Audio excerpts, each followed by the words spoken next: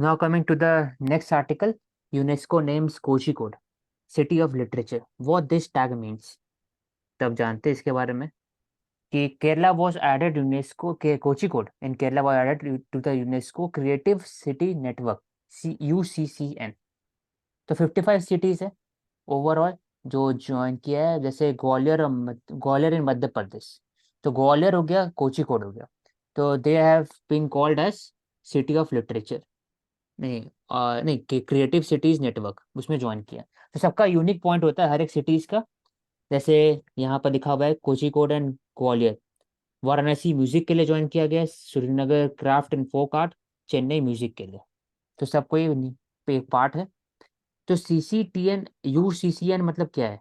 तो UCCN was created in 2004 to promote cooperation among the cities that have identified creativity as a strategic factor for sustainable urban development.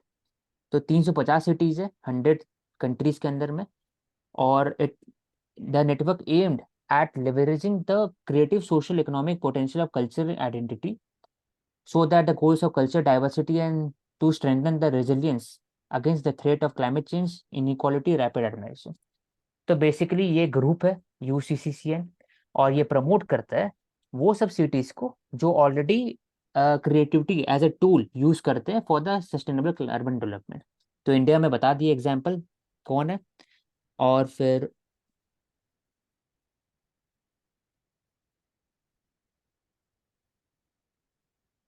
Objective बात कर लिए इसमें। It objective क्या है UCCCN का कि it allows member cities to recognise creativity as a essential component. क्योंकि urban development में मानसी हम लोग हमेशा लेते हैं हेल्थ, एजुकेशन, फिर पब्लिक यूटिलिटी एक्सेट्रा, तो एक क्रिएटिविटी को भी ला सकते हैं आंसर में। हाँ ठीक है। एसेंशियल कंपोनेंट है अर्बन डेवलपमेंट का। It involves public private partnership and civil society, और it helps to develop a creativity hub, innovation hub. तो creativity is important essential component. Prerna you can include this one. उसके बाद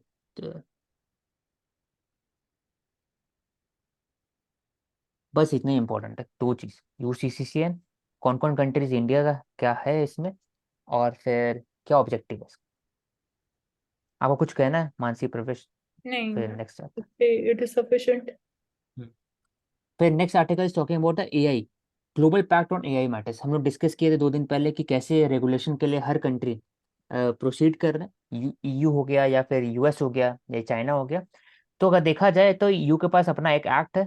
दे are proposing to bring a new AI act that will in classify artificial intelligence according to the scenario की।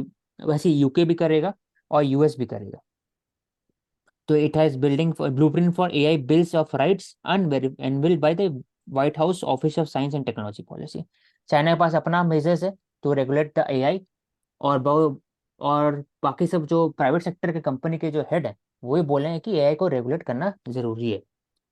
तो जैसे AI का example है, ChatGPT Google का board हो गया। ChatGPT है वैसे गूगल का बार्ड हो गया। और भी कंपनीज है जो इन्वेस्ट कर रही है AI में। तो AI को कैसे इंश्योर करे कि वो सिस्टम सेफ है, अनबायस है, आइडियोलॉजिकल बायस नहीं है उन पे एल्गोरिदम के अंदर में, सिक्योर है, ट्रस्ट वर्दी है, वो एक इम्पॉर्टेंट चैलेंज है। क्योंकि क्या क्या इसका इश्यूज है AI से रिलेटेड। पहली बात है कि कौन रेगुलेट करेगा, वो पहला चैलेंज। सेकंड है कि AI और ह्यूमन के बीच में जो लिंकेज है उसको कैसे डिफाइन किया जाए। कि अगर जो हमने बात किए थे पिछले दिन कि कॉपीराइट इशू हो जाता है या फिर IPR का इशू है, वो कैसे किया जाए। डीप फेक, पोर्नोग्राफिक मटेरियल या फिर साइबर इशू हो गया, तो ये सब AI का इशू है एक तरह से। उसके बाद cyber security, biotechnology, disinformation, all this area related to the AI। और 28 कंट्रीज, अभी November 1 और 2 में समिट हुआ था जिसमें सब जगह से लोग आए थे, इकट्ठा हुए थे, कंप्यूटर साइंटिस्ट, टेक एग्जीक्यूटिव। वहां पे 28 countries including US, China, Japan, United Kingdom, France, India have agreed to sign a declaration saying global action is needed to tackle potential risk of AI। तो हर कंट्री ने बोला कि AI को regulate करना एक important part है, तभी जाकर के एक safe and secure world peace हो सकता है। तो अब इंडिया क्या स्टैंड है वो करके फिर आगे जाते हैं। इंडिया के स्टैंड ये है कि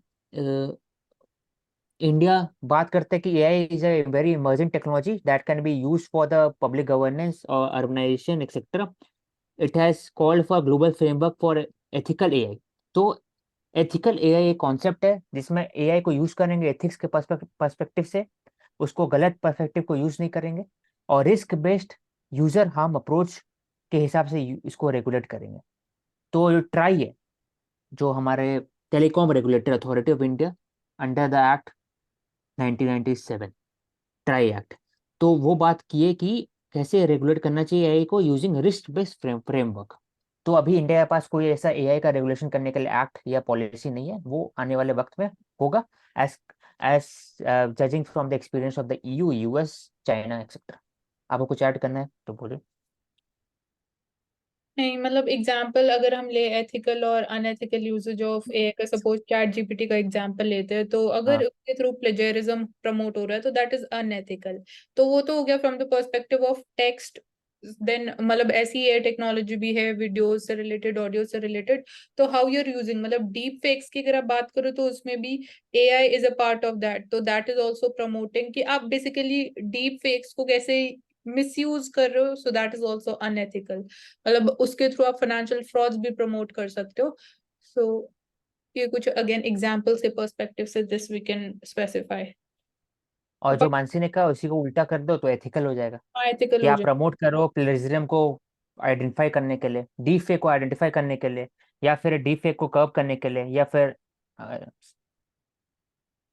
या डीप फेक को इवन कर्व करने के लिए। आज हम बात कर रहे थे हाँ। लेबर प्रोडक्टिविटी को, अगर एआई लेबर प्रोडक्टिविटी को और एनहांस कर रहे हैं तो दैट इज एथिकल। हाँ, वही बात।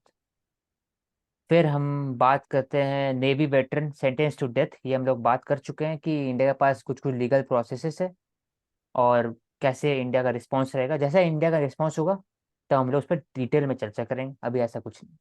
तो हम आगे बढ़ते हैं।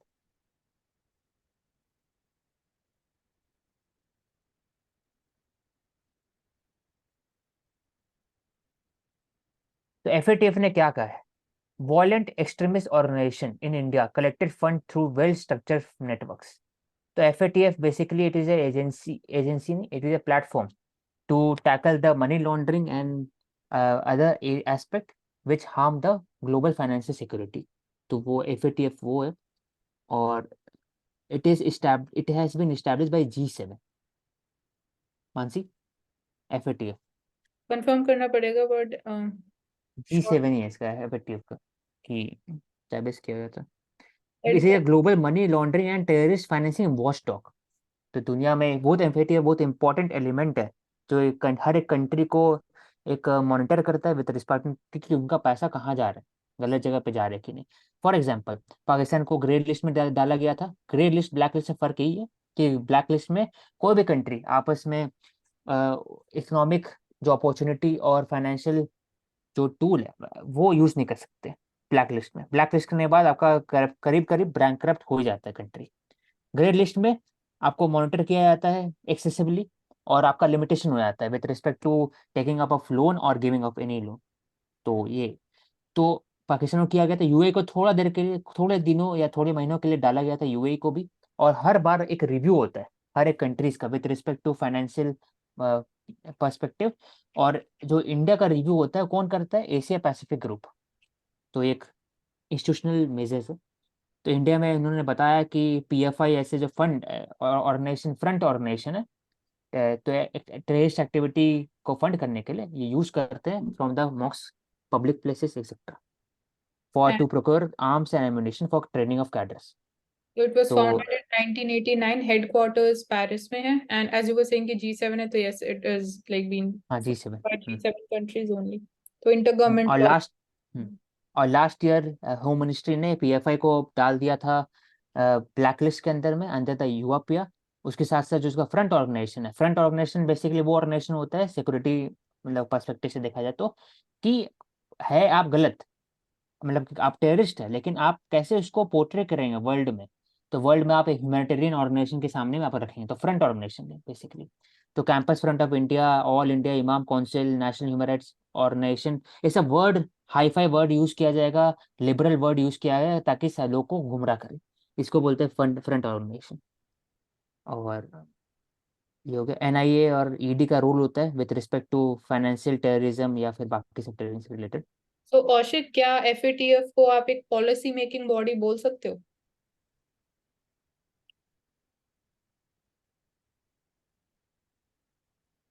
Yes it policy is. Making तो है ही, मतलब यस इट इज। पॉलिसी तो, क्योंकि वो स्टैंडर्ड सेट करते हैं, तो पॉलिसी तो हो गई मेरे अनुसार। प्रवेश क्या कह रहे हैं?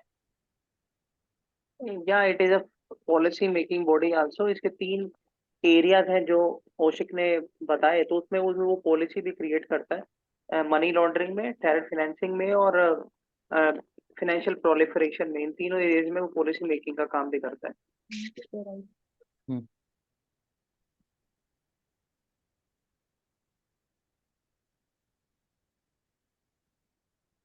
तो ये बात कर चुके पहले भी कि इंडिया ने श्रीलंका को डेट लोन दिया था $4 बिलियन का, to face it face its financial crisis.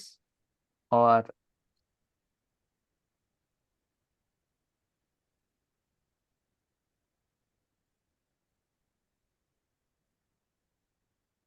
I think we have finished, Mansi, we can take up Financial Express. Okay Kaushik.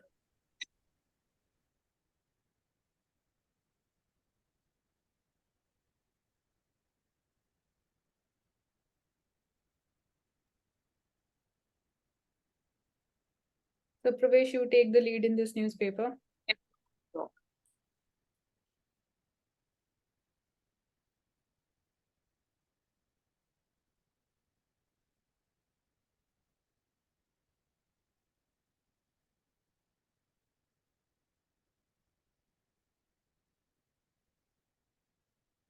So we can talk about the insolvency framework. So, in a bid to streamline the corporate insolvency resolution process and prevent delays in the execution of the resolution plan, Insolvency and Bankruptcy Board of India has plotted a discussion paper. So, this is a information regarding the IBC. जो IBC है वो हमारी corporate जो governance है उसको strengthening करने के लिए एक ऐसा एक इंस्टीट्यूशन है दैट वाज क्रिएटेड। एंड इसके क्या टर्म्स एंड कंडीशन एंड इसका क्या ऑर्गेनाइजेशनल सेटअप है, you can look into detail later on. And इसमें हमारे यहाँ अमेंडमेंट भी किया गया है और इसका इंसेप्शन हुआ था 2016 में। To exist to ensure the existing corporate resolution process है वो किस तरीके से फास्ट हो, कॉर्पोरेट लिटिगेशन जो होती है, ग्रीवेंस रिट्रेसल जो होते हैं वो किस तरीके से जल्दी किए जाए और कॉर्पोरेट इंसॉल्वेंसी की तरफ बढ़ा जाए। तो Mansi, if you know some more information so you can shed light on that. हाँ, सो यहाँ पे एक जो मेजर कंसर्न हमें दिखाई दे रहा है रिगार्डिंग वर्किंग ऑफ आईबीसी, वो मेजरली हमें डीले देखने को मिलता है। जो टाइमलाइन सेट है, there is a delay witnessed in most of the cases. So यहाँ पे एज अ रिफॉर्म मेजर ये सजेस्ट किया जा रहा है कि पेमेंट मैकेनिज्म और जो डिस्ट्रीब्यूशन के अराउंड जो फंक्शंस रहते हैं उनको आप सेपरेट कर दो, सो दैट जो एडजुडिकेशन मैकेनिज्म है हम उसको और फास्टन अप कर सके। तो पार्ट ए की अगर हम बात करें रिगार्डिंग अगेन पेमेंट मैकेनिज्म, सो उसमें जो पेमेंट से रिगार्डिंग रहता है रेजोल्यूशन प्रोसेस में जो भी आउटकम रहता है, that would be dealt with separately. Part B would be dealing with distribution to जो भी relevant stakeholders would be a part of this, and जो proper like working mechanism है IBC का, that can be looked into separately also. So ये मतलब as a reform major यहाँ पे ये आर्टिकल बोल रहा है कि this should be done. So अभी ये इम्प्लीमेंट नहीं हुआ है, we are still in the discussion phase of this. And also we can increase the robustness of the insolvency professionals we have. And this is a factual information that across India we have 3 institutes that are considered as the insolvency professionals, institutional givers. I think one is the ICAI and the other two are the Prerna will write in the proper format.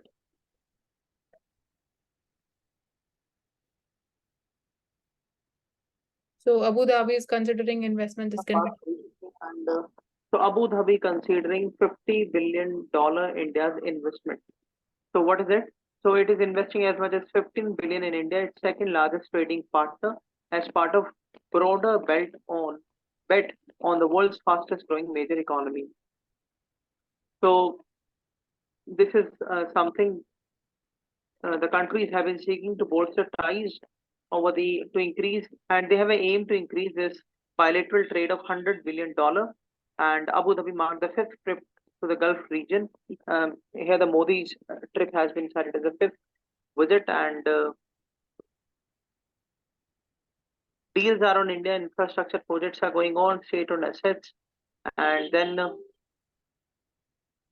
Royal Group has long priced India and executives that are cold country potential growth India in the next decade. So now we can take a new topic.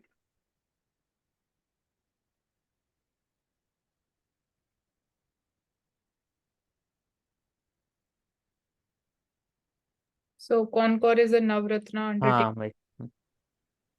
Yeah, so it's a Navratna company and a PSU of the government of India.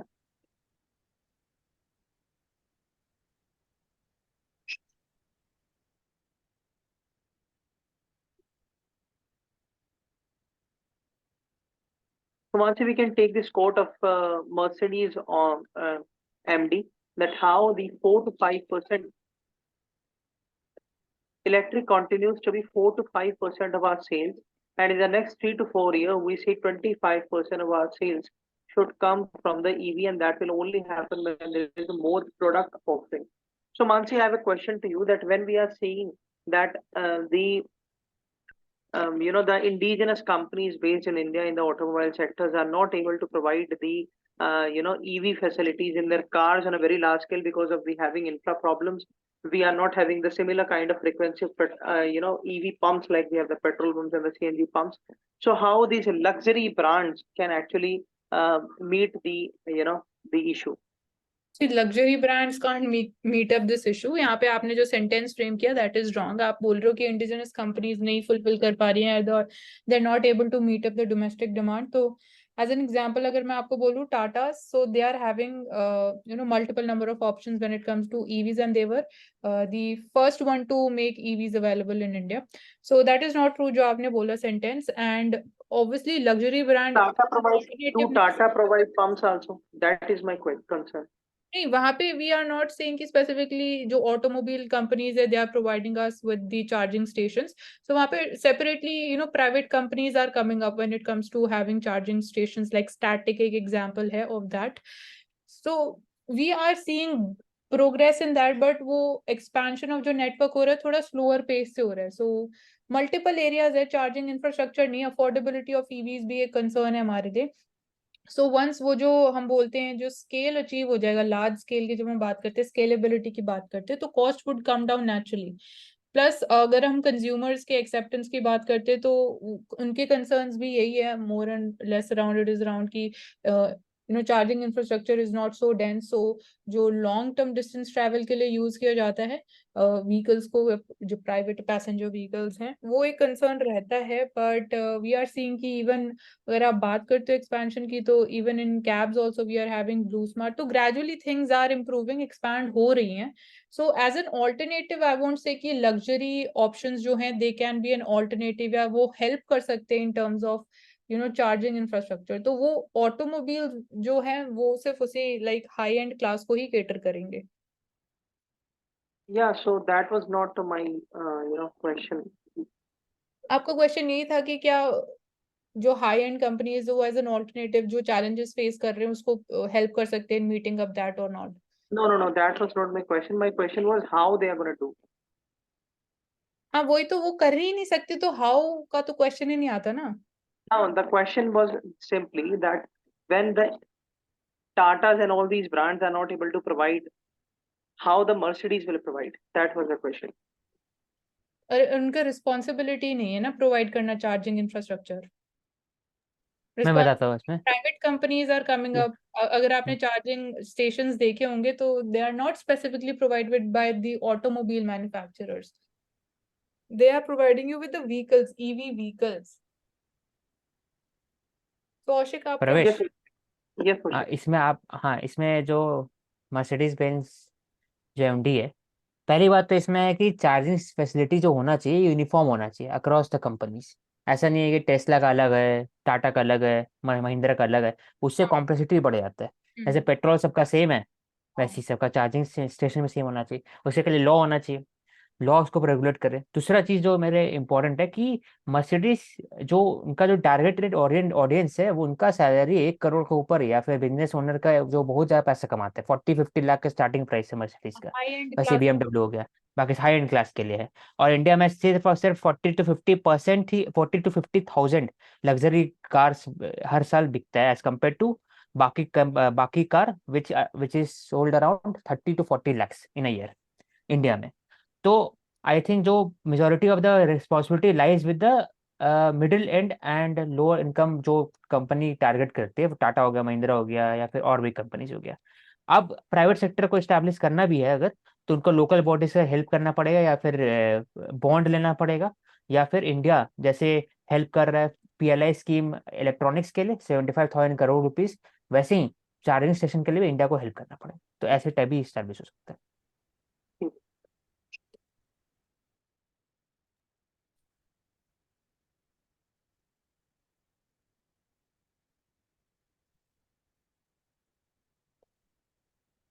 So now we are seeing the new rules for the private companies to expose their shell entities, and shell entities simply mean the shell companies, which are created by the corporate giants to avoid the tax authority surveillance over there, over them. So India has all types and sizes of unlisted private companies, and with opaque ownership, shell companies can be used to evade taxes, particularly the GST, where the case alleged involved 3,000 of them create fictitious borrowers from a non-bank lender and aid in 2 billion bank scam. So the shell companies has some relations on the NPS problem also, as well as the bankruptcy of the companies and the bank frauds, bank scams also. Politicians across the ISIL have been accused of concealing wealth and by using the shell companies. Similarly, the other individuals and stakeholders of the society. To be clear, the shell companies are a global problem and used to circumvent the sanctions, evade taxes, stash dirty money, and have long been the focus of international financial and tax authorities, whether we talk about the FATF or we talk about the ED or we talk about the other agencies and the institutions that are working in this regard. And this, the money is transacted by a depository account will make tighter and ownership clear, and documentation contemporaneous. So Benami ownership or ownership by proxy will certainly come under the challenge now. Benami transactions are outlawed but remain harder to track. So this is a concern as far as the Benami transactions or the unregistered and the illegal transactions of the money and the other documents are concerned. So यहाँ पे So share change introduce किया जा रहा है, that major changes की dematerialise करना पड़ेगा जो शेल कंपनीज है उनको, अपने शेयर्स को, मतलब सारी कंपनीज को जो अनरजिस्टर्ड कंपनीज है। तो इन अ वे इसके थ्रू हम शेल कंपनीज को आइडेंटिफाई कर पाएंगे। सो उसके लिए अगेन डीमटेरियलाइजेशन अगर आपको करना पड़ेगा तो प्राइवेट कंपनीज को अपने आप को रजिस्टर करना पड़ेगा। जो इंडिया में 2 डिपॉजिटरीज है, NSDL और CDSL। सो वो बेसिकली डिपॉजिटरीज है जो शेयर्स या बॉन्ड्स हैं, अगर आप बाय करते हो लॉन्ग टर्म पर्सपेक्टिव से तो वो उनको होल्ड करके रखते हैं, तो इसलिए उनको हम डिपॉजिटरीज बोलते हैं। So that's how. एंड एक सिक्योरिटीज आइडेंटिफिकेशन नंबर होता है, वो उनको अकॉर्डिंगली एलोकेट किया जाएगा, सो दैट अगेन हम प्रॉपर्ली ट्रैक एंड मॉनिटर कर सके how the trading is happening in terms of the shares of that companies. So basically security identification number is already provided to the industrial companies and it will be they provided are to the not private companies. This shell companies के identification numbers नहीं होते प्रवेश। अगर ऐसा होता तो उनको फिर आइडेंटिफाई करने में प्रॉब्लम ही नहीं होती ना। No, I am talking about the normal industrial company who are तो registered. होता ही है, हाँ, उनको लिस्टेड है मिलता तो है. सिक्योरिटीज आइडेंटिफिकेशन नंबर तो उनको मिलेगा ना। That is one of the part of again legalization, जो मेथड प्रॉपर फॉर्मल मेथड है। So तो that this is similar not thing is happening with the shell companies also. So जितनी भी That is what private companies हैं उन सबको dematerialize form में register करना इंपॉर्टेंट हो जाएगा from 1st of October 2024। So there is 1 year of time that is being given.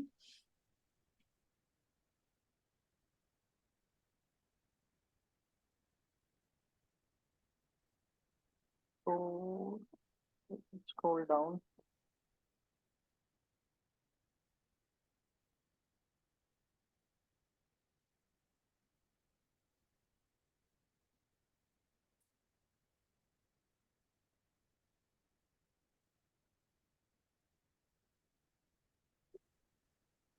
प्रवेश, Yes, Kaushik. हाँ यहाँ पर आप बताइए कि स्टारलिंक कैसे है क्या? स्टारलिंक नीचे लिखा हो ना, Starlink achieves cash flow break even. Elon Musk का स्टारलिंक और स्पेस एक्स एक्स है, दोनों में डिफरेंस क्या है, स्टारलिंक और स्पेस एक्स? नहीं ओशिक, आप बता दीजिए। जैसे मैं सिंपल बताता हूँ, याद कर लीजिएगा इसको। जैसे जीपीएस होता है ना, जीपीएस जीपीएस कैसे काम करता है? ठीक है। जो भी सैटेलाइट है हाँ, कौन उसको सेंड किया जाता है लो सा अर्थ ऑर्बिट में, और उसके बाद फिर हर एक जगह जो जीपीएस का 35 सैटेलाइट है, जैसे इंडिया का IRNSS है जिसका 7 सैटेलाइट है, तो वैसे ही जीपीएस 35 है। तो स्टारलिंक उसी का accordingly private space agency space x private है उसका, और वो सेंड कर रहा है Starlink. Starlink basically star link है, तो बेसिकली सैटेलाइट का लिंक है चारों तरफ, पूरा अर्थ के चारों तरफ है तो, और उसको एक तरह यूज किया जा सकता है आपका ग्लोबल पोजिशनिंग के लिए। तो ये है private satellite number of communication. Satellites 5000 है, तो इस पे अगेन हाँ थोड़ा 5,000 डाउट ज्यादा लग है। सकते हैं। 5000 तो इसका सैटेलाइट्स। इशू क्या है? दो इशू है। पहली बात है कि अगर सोलार फ्लेयर आता है तो इम्पैक्ट ज्यादा होता है, तो कंपनी पे प्रभाव पड़ेगा। सेकंड है कि जो स्पेस में एक डेब्रिस है वो बढ़ने से जो पोल्यूशन है इन द स्पेस वो बढ़ेगा। तो ये दो है। और तीसरा बोल तो सकते हैं कि हाँ, तीसरा एक और चांस है कि प्राइवेट बॉडीज का क्या रोल है और क्या उनका रेगुलेशन किया जाना चाहिए विद रिस्पेक्ट टू द कि स्पेस एक्सप्लोरेशन, क्योंकि और अगर वो भेज रहे हैं 5,000 है तो उसको स्पेस वेपनाइज किया जा सकता है। स्पेस मोनोपोली, हाँ। क्या वो पूरा ह्यूमैनिटीज के लिए है, क्या वो ह्यूमैनिटी के लिए या कंट्री के लिए? ये एक क्वेश्चनेबल चीज है। सो इवन यहाँ ये देखा जा रहा है, इजराइल पैलेस्टीन वॉर भी जो, या इवन यूक्रेन की हम हाँ बात। उसने बोला कि जाकर मैं गाजा को दूंगा, तो इसराइल ने उसको ब्लैकलिस्ट कर दिया, स्टारलिंक को। यस। सहना है प्रवेश? तो आप ये कहना चाह रहे हैं कि Starlink is basically a space space satellite company of the Elon Musk. Company हाँ नहीं। जैसे जीपीएस है वैसे ही। स्टारलिंक स्टारलिंक कंपनी नहीं है, हाँ वो कंपनी नहीं है। कंपनी। हाँ हाँ स्टारलिंक एक वो एक तरह से प्रोजेक्ट वो। नेम हाँ। है, प्रोजेक्ट का नेम है। जैसे हम्म। हम बोलते हैं, जैसे जीपीएस का एग्जांपल दिया, तो रेफरेंस टू दैट, एक it is a constellation of satellites which has been functioning and put in place in space by low SpaceX. Earth orbit. Name of this is, हाँ, स्टारलिंक प्रोजेक्ट अब बोल। Thank you so much for answers. Catch 22, interesting एक word है catch 22, इसका meaning क्या होता है प्रवेश?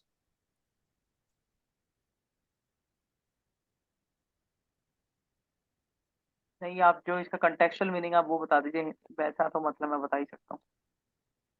हाँ मतलब वही कंट आप बोले वैसी मीनिंग बताइए, क्योंकि ये तो किसी को पढ़ा सकते हैं ना, इसको किसी को भी हम एक्सपैंड कर सकते हैं मीनिंग को। So the climate catch 22 means the meeting the targets of the uh, 20 by meeting the targets of the 2022. नहीं नहीं नहीं, वो नहीं है। कैच 22 मतलब ये हुआ, क्लाइमेट कैच 22 मतलब ये हुआ कि आप इससे भाग भी नहीं सकते, क्लाइमेट चेंज से भाग नहीं सकते, आपको जिंदगी पूरा बिताना है अर्थ में। और दूसरा, आप काम भी नहीं कर रहे हो उसके लिए, तो फंस गए हो बीच में। वो कैच 20 हो गया सिचुएशन। कैच 20 बेसिकली प्रोवर्ब हो गया इसके लिए, कि आप काम तो नहीं कर रहे हो, अच्छे जैसे करना चाहिए, $100 बिलियन देना चाहिए, वो तो नहीं कर पा रहे हो, और आप उससे भाग भी नहीं सकते, अब रिpercussion आपके ऊपर होगा ही आने वाले 30-40 यहाँ पे साल में। 22 किस ये चीज तो को रेफर कर रहे हैं? कैच 22 वही है ना, वो एक प्रोवर्ब है, इसको मतलब बोलते हैं कैच 22। ओके। अगर इसका मीनिंग ढूंढोगे तो वैसे है कि dilemma, difficult circumstances from So which there is no escape. it's a technical term, I think. नहीं, कैच 22 एक प्रोवर्ब है, इंग्लिश प्रोवर्ब है। तो तो वो इसलिए लिखा हुआ है क्लाइमेट्स का कैच 22, एक ऐसा सिचुएशन जिसमें आप भाग नहीं सकते क्लाइमेट से भी, आपके ऊपर आएगा ही, और आप काम भी नहीं करो उसके लिए, मतलब फंस गए हो बीच में। वो कैच 22 डिलेमा है एक तरह से। कैच 22 एक प्रोवर्ब है, Okay, so there's a kind of phrase है, phrase फ्रेज। हाँ put फ्रेज in है। here. इसलिए हम बोलते हैं।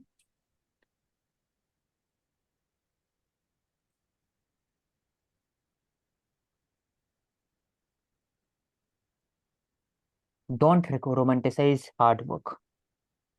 I think मेरे also we have according. talked about the 70 हाँ। hours work. So this hmm. is a debated topic. Romanticise नहीं करना चाहिए, ऐसा नहीं है, रोमांटिसाइज करना चाहिए, लेकिन उसके हिसाब से भी वापस से मिलना चाहिए, मतलब रेन्यूमरेशन मिलना चाहिए, इंसेंटिव मिलना चाहिए। या हाँ, फिर आप पब्लिक सर्विस में है तो आपका एक प्रोजेक्ट होना चाहिए कि आप प्रोजेक्ट कर सकते हैं लॉन्ग टर्म में, romanticizing smart work कुछ ना is कुछ तो होना चाहिए। अब प्राइवेट सेक्टर में बात करो कि अपना देश को सुपर पावर बनाना है और आप काम करो 12 घंटे, प्राइवेट सेक्टर में नहीं पॉसिबल ये चीज। ये अब अलग बात है कि आप नेशनल सिक्योरिटी वाले इलाका में कर सकते, बोल सकते, तो यहाँ पे तो सोचेगा भी। AI से regarding ushering in a new era, technology decision makers navigating changing hybrid ये हमने बात किया था markets. कंपेटिंग विद क्रिकेट, कि कैसे ऐड रेट डिफरेंट है ओटीटी प्लेटफॉर्म में और नॉर्मल जो कंज्यूमर एक बेस्ड। तो हमें यहाँ डिफरेंस भी पता होना इम्पोर्टेंट है, जनरेटिव AI ओपन AI में क्या डिफरेंस है, तो वो प्रेरणा यू कैन लुक जनरेटिव है, नाम से क्या है, जनरेटिव है तो एआई जनरेट करता है, चैट जीपीटी जनरेटिव एआई है इन बेसिकली। ओपन में है ये जो सॉफ्टवेयर में अगर सपोज कुछ चेंजेस है उसको और बेटर बनाने के लिए दैट कैन बी डन।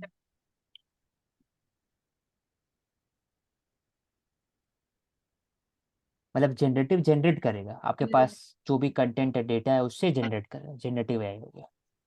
हाँ, इवन अगर आप कोई टेक्स्ट एंटर कर रहे हो, आपको कोई पिक्चर चाहिए तो that would be generated accordingly how you are basically, मतलब आपको कैसी पिक्चर चाहिए तो उसमें अगर आप एंटर करोगे you want something like this, तो उस तरीके से पिक्चर आपके सामने जनरेट होके आ जाएगी। हम्म।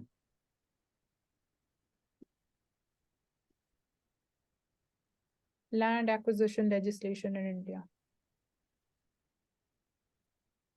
ये लास्ट टॉपिक कर लेते हैं अगर हो गया, आगे देख लो एक बार आगे है कि नहीं, फिर लास्ट कर। लास्ट ही होता है वैसे तो एक्सप्लेनर में मोस्ट ऑफ द टाइम, नहीं इसको ले लेते हैं पहले। So basically एक एक्ट है 2013 act provides for principal objective of this land acquisition act, कि इसका कंप्लीट नेम अगर यहाँ मेंशन हो तो लैंड एक्विजिशन एक्ट 1894 की एक्ट है। And we have this land acquisition and rehabilitation composition and resettlement act transparency in नीचे है। Land acquisition rehabilitation resettlement 2013 act. तो बेसिकली दो एक्ट्स हैं। सो 2013 एक्ट की अगर हम बात करें तो ऑब्जेक्टिव इसका यही है, fair compensation resettlement rehabilitation provide करना for the wellbeing and transparency in the land acquisition. So with this अगर हम कॉम्पनसेशन अमाउंट की बात करें तो दैट इज समवेयर 4x या मतलब multiple of 4 of the market value जो है लैंड की रूरल एरियाज में and 2x of the market value in urban area. So this can be noted down as a part of this feature and it broadens the category of land losers to include even livelihood losers, introduces compensation formula is also there based on sale deeds as opposed to circle rates। And जब PPP projects की अगर हम बात करें या जहाँ पे acquisition it is taking place for the private companies, so it requires the consent of no less than 70% and 80% respectively of the people who've been residing on that particular land जिसको acquire करने की बात की जा रही है। तो this information is also important। 70% it is for the PPP projects, 80% is for अगर कोई projects private companies के लिए acquire किए जाएंगे, land acquire होगा। So and it also introduces a procedure for the social impact assessment, जैसे we have the environmental impact assessment, so यहाँ पे social impact assessment क्या होगा अगर land acquire होगा in terms of livelihood opportunities जो obviously people would be losing, so that's there, and land losers and social consequences क्या होंगे, so that's there। So इसके reformation की अगर हम बात करें तो within 6 months of the new act being in place, we saw कि there were demands around amendments like जो procedural requirements है they were really cumbersome leading to delays in the acquisition। तो delays in acquisition एक concern है, इसके around reform suggest किए गए हैं। consent law it was seen to be biggest hurdle जब हम बात करते हैं India's attempt to be industry friendly, allow expeditious clearance of the projects। तो ease of doing business को promote करने में भी इतना ज़्यादा हम नहीं बोल सकते कि successful हुआ है। This thing consent clause यही है कि आपको 70% और 80% approval चाहिए from the inhabitants of that particular land। So this cause a problem for the businesses particularly। So that और is मानसी मैं नीचे ऐड कर लेता हूँ, नीचे में लिखा हुआ है कि अ, हर एक स्टेट के पास अपना अधिकार है कि वो अपने हिसाब से लैंड जो एक्ट है इसको मॉडिफाई कर सके। इसलिए उसके अनुसार ही Maharashtra highway act, Maharashtra industrial development act ऐसा बना, तो ओवरकम करता है hurdle posed by LARR act. और दूसरा एक और एक पार्ट है कि जो उड़ीसा का जो एक्ट है उसमें उन्होंने इंक्लूड किया फूड सिक्योरिटी को भी अपार्ट फ्रॉम SI जो स्ट्रेटेजिक डेवलपमेंट प्रोजेक्ट। ठीक ये है। दो area. So land basically state subject है। हाँ, इसलिए हम लोग जो भी उठाते हैं ना, लैंड रिकॉर्ड होता है सब स्टेट है।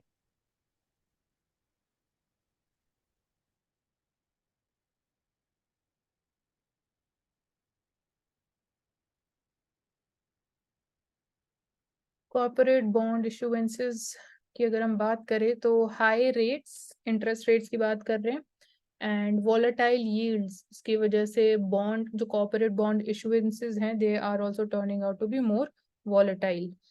So corporate bond market has become more competitive than the bank loan market. So ये competitive इसलिए because bond yields increase होती हुई दिखाई दे रही हैं. So they are turning out to be much more, you know, interesting and attractive for the investors. हम bonds की बात करते हैं तो हम as in like इंडिया के केस में भी बात करते हैं कि हम अपनी corporate bond market को और कैसे competitive कर सकते हैं. So that is one thing. ये इस change की वजह से possible हो पा रहा है. And apart from this, even जब हम बात करते हैं गिफ्ट सिटी की, तो specifically that is also looking into this particular thing also. So that is also one of the reforms.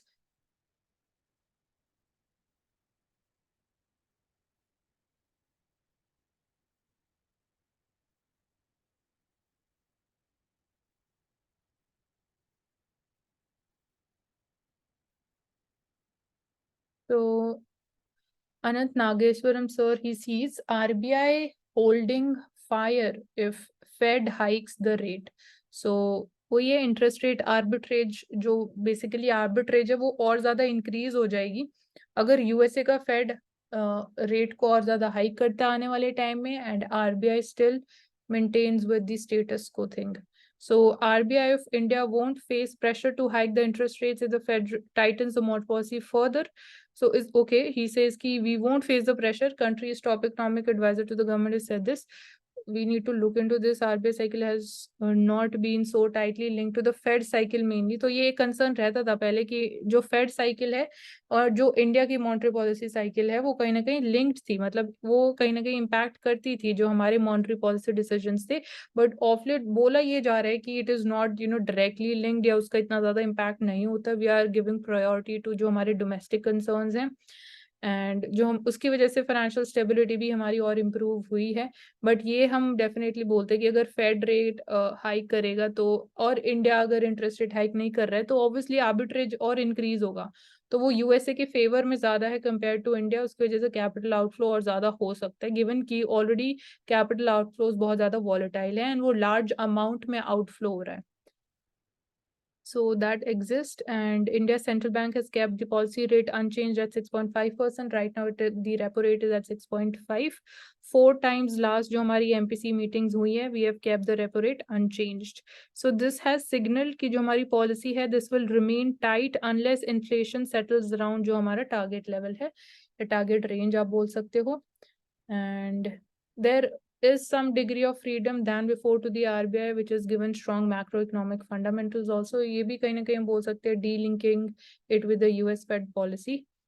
And so I think Mansi we have covered. हाँ, हो गया cover पूरा. So okay, so we are done with the day. Thank you so much for joining with us, and stay tuned for everyday updates, and do subscribe to Ansarkari.